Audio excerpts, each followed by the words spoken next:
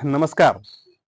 मी राजेश खिस्ते, साक्षी financial services मध्ये आपलं स्वागत करतो. स्वतःचं घर हे प्रत्येकाचं स्वप्न असतं.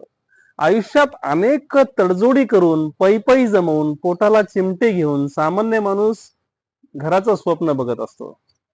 मनासारखं घर मिळणं ही त्याच्या आयुष्यातली सर्वात मोठी गोष्ट असते. घर खरेदी करताना अनेक तडजोडी कराव्या लागतात हे मान्य आहे, पण नको त्या तडजोडी केल्या की माणूस कसा अडचणीत येतो हे तुम्हाला सांगतो. मागील 25 वर्षाच्या प्रवासात अनेक ग्राहक भेटले. काहींनी घर आणि गृह कर्ज घेण्यासाठी स्वतःला पेलतील अशा तडजोडी केल्या, तर काहींनी ब्लाइंड रिस्क घेतली आणि अडचणीत आले. अनेक जण तर उद्ध्वस्त झाले. त्यातील काही निवडक घटना सांगतो. आमचे एक स्नेही आहेत. त्यांनी एक घर खरेदी करण्याचा विचार केला. समोरच्या व्यक्तीला इसार दिला, नियमानुसार इसार पावती केली आणि गृह कर्जाची फाईल साक्षी फायनान्शियल सर्व्हिसेसच्या माध्यमातून बँकेत दाखल केली. पण त्यांचं उत्पन्न म्हणा किंवा सिबिल स्कोअर अशा काही कारणांमुळे त्यांचं गृह कर्ज काही मंजूर झालं नाही. होम लोन रिजेक्ट झाला असं आम्ही त्यांना सांगितलं. पण त्यांनी विक्रेत्याला इसारापोटी मोठी रक्कम दिली होती, ती परत मिळणार नव्हती. शिवाय घर खरेदी करतोय म्हणून त्यांनी ते बऱ्याच नातेवाईकांना मित्रांना दाखवलेलं. आता परत मागे वळता येणार नाही असं त्यांचं म्हणणं होतं. आम्ही 4-5 ठिकाणी अप्रोच केल्यानंतर अनेक पर्याय पाहिल्यानंतरही त्यांचं गृह कर्ज काही मंजूर होत नव्हतं. आम्ही त्यांची फाईल त्यांना परत केली. मग साहेबांनी अन्य दोस्तांचे मित्रांचे सल्ले घेतले. दुसऱ्या बँकेमधून होम लोन साठी प्रयत्न सुरू केले. मग त्यांनी एक शक्कल लढवली. दुसऱ्या एका मित्राच्या नावावर ते घर घ्यायचं, त्याच्याच नावावर होम लोन घ्यायचं आणि हप्ते आपण भरायचे. लोन पूर्ण फिटलं की घर परत आपल्या नावावर ते करायचं. यासाठी एका मित्राने होकारही दिला. पण ही गोष्ट फक्त आपल्या दोघातच राहू द्यायची, कुणाला सांगायची नाही. घरातील सदस्यांना तर मुळीच नाही अशी अट घातली, कारण ते विरोध करतील आणि तुझं घर राहून जाईल. दोघही मित्र या मुद्द्यावर सहमत झाले. गृह कर्ज मंजूर झालं, घर खरेदी झाली. वास्तुशांतीसाठी मला बोलावलं. आपल्या जवळच्या माणसाचं गृह कर्ज आपण करू शकलो नाही याचं मला त्यावेळी वाईट वाटलं. पण साधारण 6-7 महिने झाल्यानंतर ज्याच्या नावावर घर आणि कर्ज घेतलं होतं त्याचा दुर्दैवानं अपघातामध्ये मृत्यू झाला. त्यानं आमच्या साहेबांसाठी स्वतःच्या नावावर ते घर घेतलं, गृह कर्ज घेतलं. याबाबत कुटुंबातील सदस्यांना, नातेवाईकांना काहीच माहिती नव्हती.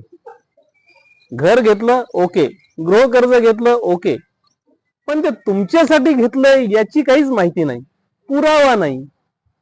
मैताचं कुटुंब मानायला तयार नाही की नातेवाईक ऐकायला तयार नाही. मग ही तडजोड आमच्या त्या स्नेहाला कुणीकडच्या कुणीकडे घेऊन गेली. अशीच आणखी एक घटना घडली. आमच्या एका मित्राला त्याचा जुना मित्र भेटला. त्याला स्वतःचं घर घ्यायचं होतं, पण त्याला कर्ज मंजूर होत नव्हतं. म्हणून म्हणाला तुझ्या नावावर घर घे, तुझ्याच नावावर ते कर्ज घे, हप्ते मी भरतो. मी अगोदर सांगितली तशीच घटना, पण या कहाणीत ट्विस्ट आहे.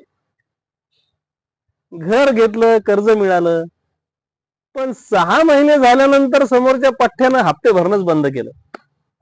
बँकेचे अधिकारी आमच्या मित्राच्या मागे लागले. कर्ज माझ्या नावावर असलं तरी ते त्याच्यासाठी घेतलं होतं असं सांगून सांगून मित्र थकला, पण काही उपयोग नाही झाला. कारण पेपरवर हेच महाशय होते. ज्याच्यासाठी कर्ज घेतलं तो गायब झाला. याचा क्रेडिट स्कोअर कमालीचा खराब झाला. घराच्या लिलावातही अनेक अडचणी आल्या.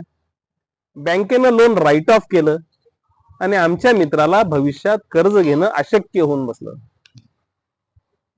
एक घटना तर अशी झाली की एका साहेबांच्या नावावर ते कर्ज होतं म्हणून त्यांनी मुंबईला राहणाऱ्या आपल्या एका नातेवाईकाच्या नावावर ते घर आणि गृह कर्ज घेतलं. सगळं काही व्यवस्थित सुरू होतं. पण वर्षभरानंतर त्याला मुंबईत स्वतःचं घर घेण्याचा विचार झाला. त्यानं लगेच साहेबांना कॉल केला, भाऊ मी मुंबईत घर घेतोय, त्यासाठी मलाही कर्ज घ्यावं लागणार आहे, पण या तुझ्या कर्जाची अडचण येते. महिनाभरात ते सगळं कर्ज फेडून टाक आणि मला मोकळं कर. अरे कसा करणार हा मोकळा, याला कर्जच मिळत नाहीये. पण शब्दाला जागायचं म्हणून यांना ते घर विकावं लागलं आणि परत भाड्याच्या घरात राहावं लागलं. मित्रांनो, घर घेताना तडजोडी अवश्य करा, पण स्वतःला झेपतील अशाच करा. घर घेताना आणि त्याच्यासाठी कर्ज घेताना असे प्रकार अजिबात करू नका. माझं घर माझ्याच नावावर, त्यासाठी कर्ज देखील माझ्याच नावावर राहील आणि ते मीच फेडणार. थोडा उशीर होईल चालेल, पण अशी रिस्क अजिबात घेऊ नका. अशाच बारीक सारीक पण महत्वाच्या मुद्द्यांवर ते चर्चा करण्यासाठी साक्षी फायनान्शियल सर्व्हिसेसच्या ऑफिसला भेट द्या. हा व्हिडिओ आवडला असेल तर अवश्य लाईक करा, भरपूर शेअर करा. ह्या व्हिडिओ बाबतचं तुमचं मत खाली दिलेल्या कॉमेंट बॉक्स मध्ये नोंदवा आणि आमचं चॅनल सबस्क्राईब करायला विसरू नका. धन्यवाद.